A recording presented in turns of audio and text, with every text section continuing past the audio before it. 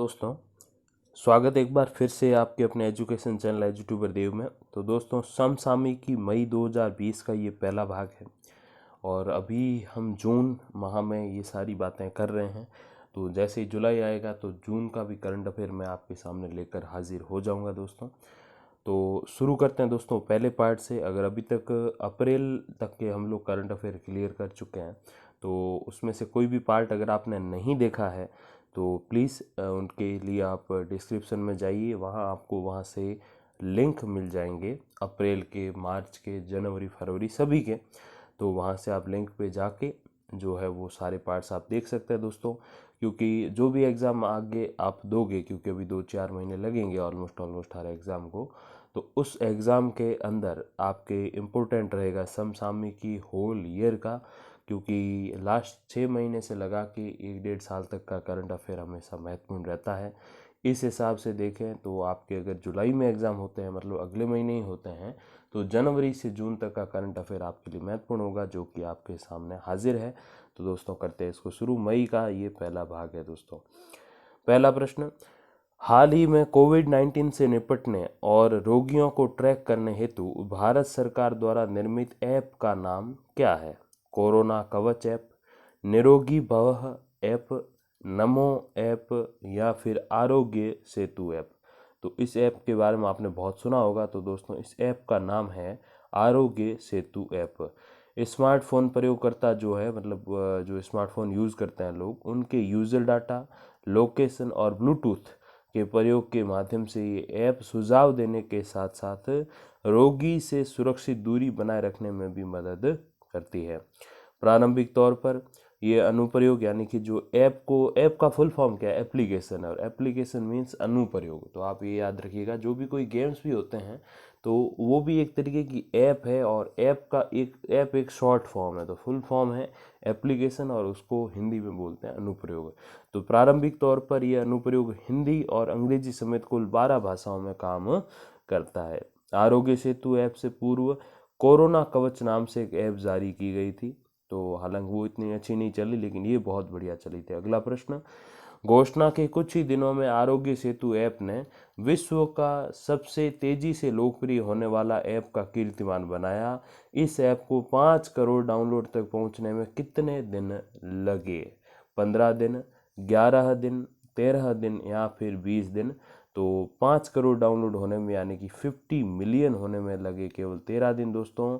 इससे पूर्व ये कीर्तिमान पोकेमॉन गो, जो आपने ब्लू व्हेल वगैरह, पोकेमॉन गो, ये सारे गेम्स के नाम सुने होंगे, जो कि इंडिया में बैन भी था, गूगल प्ले पे अवेलेबल नहीं था।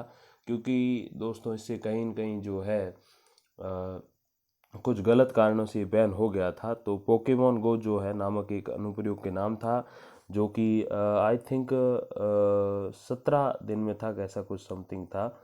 तो नहीं, 19 दिन का था, बिल्कुल सही जो है 19 दिन का था। लेकिन उस रिकॉर्ड को हमने तोड़ दिया केवल 13 दिन में। तो सबसे फेमस ऐप जिसने 5 करोड़ डाउनलोड कंप्लीट किए, यानी कि 50 मिलियन डाउनलोड्स कंप्लीट किए प्ले स्टोर पे, और जो आईफोन का एप्पल जो होता है स्टोर, तो उसमें 13 दिन में 5 करोड़ डाउनलोड जो है करवाने वाला ये जो पहला ऐप है अपना आरोग्य सेतु ऐप।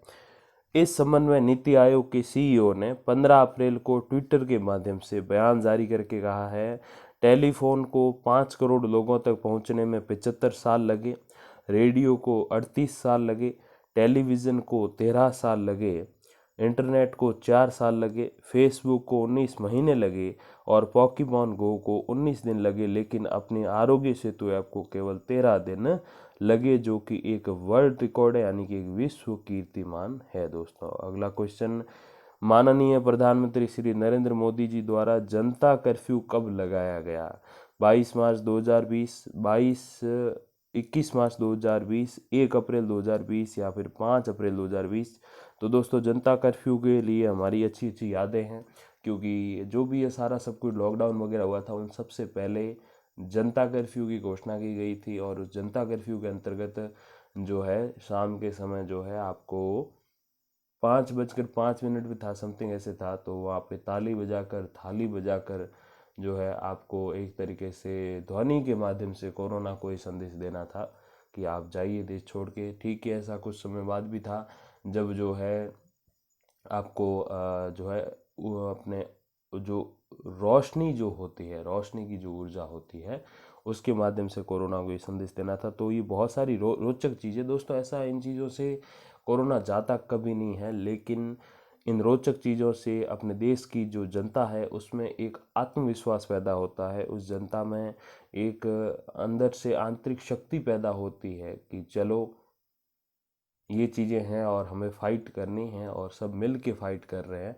तो ज़रूर इससे जीत जाएंगे, इससे एक दिन निकल जाएंगे। तो दोस्तों ये महत्वपूर्ण है, ये चीज़ें बहुत इंपॉर्टेंट होती है कि मानसिक रूप से स्ट्रॉन्ग करने के लिए हमेशा देश का जो हेड होता है उसको ऐसी चीज़ें करनी चाहिए दोस्तों।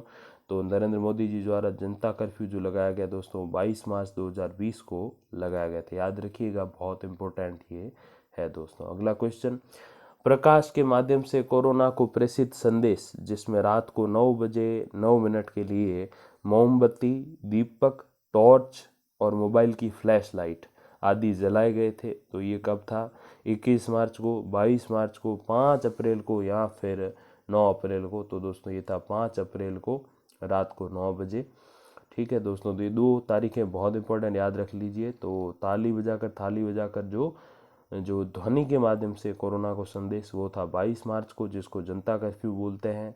और दोस्तों रात को जो है प्रकाश की ऊर्जा के माध्यम से कोरोना को देश से भगाने का जो एक तरीके संदेश प्रेषित करना था, वो था 5 अप्रैल को। तो याद रखिएगा इन 2 दिनांकों को। ये घोषणा जो है वो 3 अप्रैल को हुई थी और ये पर्व जो है 5 अप्रैल को मनाया गया था। अगला क्वेश्चन दोस्तों, 24 मार्च को देश के नाम संबोधन में पीएम ने कितने दिनों हेतु लॉकडाउन 1.0 की घोषणा की? तो 1.0 क्यों?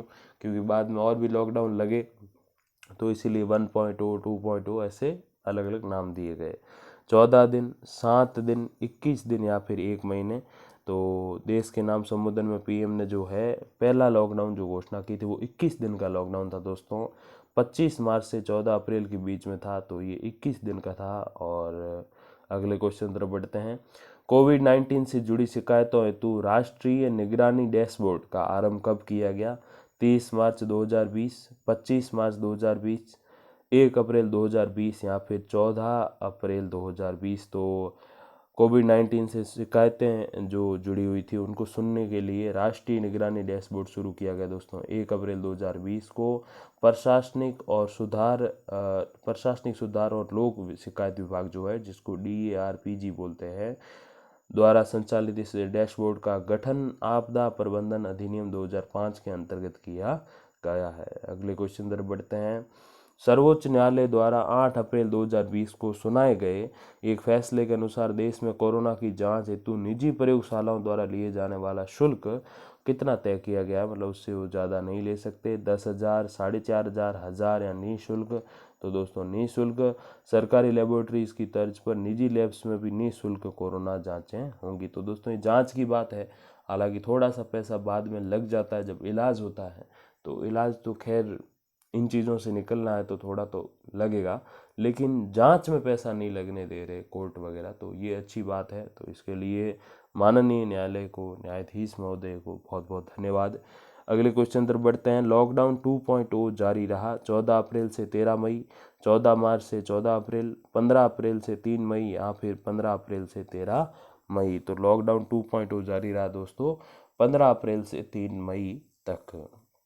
अगले क्वेश्चन तरफ बढ़ते हैं, केंद्रीय कृषि और किसान कल्याण मंत्री नरेंद्र सिंह तोमर द्वारा किसानों को लॉकडाउन के दौरान फसल बेचान को लेकर हो रही परेशानी से निजात दिलाने हेतु कौन सी ऐप की घोषणा की गई या कौन सी ऐप लॉन्च की गई? आरोग्य सेतु ऐप, किसान सम्मान ऐप, किसान रथ ऐप या फिर नमो ऐप? तो किसान, देखो लॉकडाउन था दोस्तों तो सारी गतिविधियां बंद थी, तो उसमें क्या किया जाए, तो उसमें किसानों का जो भी होता था, धन धान्य जो भी होता था, तो वो उसको बेचे कैसे, क्यों खुद बाहर जा नहीं सकते, तो इसलिए वहाँ पे एक ऐप जो है लॉन्च की गई और उस ऐप का नाम रखा गया दोस्तों किसान रथ ऐप। 17 अप्रैल 2020 को लॉन्च इस ऐप के जरिए व्यापारियों को कृषि उत्पाद बेचने, खरीदने और किसानों को कृषि उत्पाद बेचने में सुगमता होगी। इस ऐप के जरिए माल परिवहन करने हेतु वाहन मालिक अपना रजिस्ट्रेशन भी करा सकते हैं। तो ये तीनों तरह के लोगों के काम की है, व्यापारी, किसान और बिजनेसमैन। ठीक है, और उसी रजिस्टर्ड बिजनेसमैन वो लोग जो गाड़ियां वगैरह रखते हैं, उसी रजिस्टर्ड वाहन के साथ जो है निश्चित स्थानों पर किसानों की फसलों का एकत्रीकरण होगा, जिससे किसानों और व्यापारियों दोनों को सुविधा होगी। तो देखो, आप उनको बाहर जाने की ज़रूरत ही नहीं है, क्योंकि ट्रक वाला आएगा वहाँ पे रोकेगा और वो सब मतलब उससे मैसेज चला जाएगा कि अभी आ चुका है, तो अपना जो भी बेचना है वो सब उसमें लोड करके बेच सकते हैं। और ऑनलाइन पेमेंट होते हैं आजकल, तो प्रॉब्लम भी नहीं होगी। अगला क्वेश्चन दोस्तों, जानवरों में कोरोना वायरस का पहला मामला किस देश में सामने आया है? चीन, भारत, अमेरिका, इटली। तो जानवरों में कोरोना वायरस का जो पहला मामला है दोस्तों, वो सामने आया है अमेरिका में। अमेरिका के न्यूयॉर्क शहर के ब्रॉक्स चिड़ियाघर में एक मादा बाघिन जो शेरनी है, उसका कोरोना टेस्ट पॉजिटिव पाया गया है। तो पहला मामला अमेरिका से। अगला क्वेश्चन दोस्तों, 30 मार्च 2020 को किस देश पर अमेरिकी विदेश मंत्रालय ने 60 दिनों हेतु जो है परमाणु प्रतिबंध लगा दिया है? तो नवीकृत परमाणु प्रतिबंध जो है लगा दिया दोस्तों 2 महीने के लिए। अमेरिका ने किस देश पे लगाया है? ईरान, इराक, अफगानिस्तान, उत्तरी कोरिया। तो वो देश दोस्तों जो है वो तो आपको पता ही है, ईरान है। अमेरिका के अनुसार ईरान द्वारा परमाणु हथियार रखना संपूर्ण विश्व हेतु खतरा साबित हो सकता है, अतः ईरान को परमाणु हथियार रखने की अनुमति कभी नहीं दी जाएगी। तो इसलिए अमेरिका, अब देखो अमेरिका रोक लगा रहा है, लोग क्यों रुक रहे हैं, मतलब वो देश क्यों परेशान हो रहा है रोक लगने से? क्योंकि भैया ये वर्ल्ड्स नंबर 1 कंट्री है, और ये कोई रोक लगाएगा तो बहुत सारे देशों के साथ ऑटोमेटिक अघोषित रोक भी लग जाएगी, मतलब बिना घोषणा किए। क्योंकि बहुत सारे लोगों ने, माफ़ कीजिएगा, देशों ने जो है कर्ज ले रखा होता है अमेरिका जैसे जो पावरफुल कंट्रीज हैं उनसे। तो बिल्कुल वो कहेगा कि यार उसको जो हेल्प नहीं करना है, तो डेफिनेटली जो वो देश जो इससे कर्ज लिए हुए हैं वो सारे उसकी बात मानेंगे, वो सारे उसके कहे अनुसार चलेंगे, और बिना घोषणा किए भी उनकी तरफ से बैन लग जाएगा। ईरान, इराक जैसे 2 देश हैं उन पे दोस्तों। तो ये बात है, इसीलिए फ़र्क पड़ता है अमेरिका के लगाए बैन के कारण। अगला क्वेश्चन, संयुक्त राष्ट्र सुरक्षा परिषद यानी कि यूएनएससी, तो यूनाइटेड नेशन सिक्योरिटी काउंसिल द्वारा कोविड-19 को लेकर पहली बैठक कब बुलाई गई?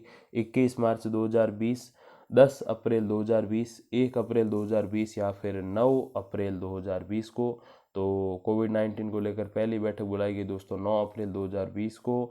इस बैठक को संयुक्त राष्ट्र संघ प्रमुख एंटोनियो गुटेरेस, तो ये याद रखिएगा, संयुक्त राष्ट्र संघ के हेड कौन है? एंटोनियो गुटेरेस ने संबोधित किया। इस बैठक के दौरान चीन की राजदूत झांग जून ने कहा कि बाकी दुनिया की तरह हम भी पीड़ित हैं और वायरस फैलाने का दोषी हमें ना बनाया जाए। वहीं अमेरिकी राजदूत ने कहा है कि इस वायरस के फैलने के सही समय और स्थान के बारे में जो है जांच कराई जानी चाहिए। अगले क्वेश्चन तरफ बढ़ते हैं। हाल ही में किस देश द्वारा कोरोना संक्रमण मामले में अपने कर्तव्यों का पूर्ण निर्वहन नहीं करने को लेकर विश्व स्वास्थ्य संगठन यानी कि वर्ल्ड हेल्थ ऑर्गेनाइजेशन ने वित्त पोषण यानी कि फंडिंग रोक दी थी? तो वर्ल्ड हेल्थ ऑर्गेनाइजेशन की फंडिंग किस देश ने रोकी थी? क्योंकि WHO ने अपनी जिम्मेदारी सही से नहीं निभाई। तो भारत, फ्रांस, अमेरिका, चीन। तो दोस्तों ये फंडिंग अमेरिका ने रोकी थी WHO की, क्योंकि कहा कि आप अगर हमें समय पे बता देते तो आज हमारे इतने लोगों की मौत और इतने पॉजिटिव कोरोना के नहीं हो चुके होते। 14 अप्रैल 2020 को अमेरिकी राष्ट्रपति ट्रंप ने कोरोना वायरस संक्रमण के मामले में कुप्रबंधन का आरोप लगाते हुए जो है ये फंडिंग रोक दी थी दोस्तों। तो इसी के साथ दोस्तों इस वीडियो के एंड की तरफ हम बढ़ चुके हैं, और अगर आपको अच्छा लगा और यूज़फुल लगा एग्ज़ाम के अकॉर्डिंग तो आप इसको लाइक करिए और शेयर करिए ज़्यादा से ज़्यादा। Thank you very much for watching. धन्यवाद, नमस्कार।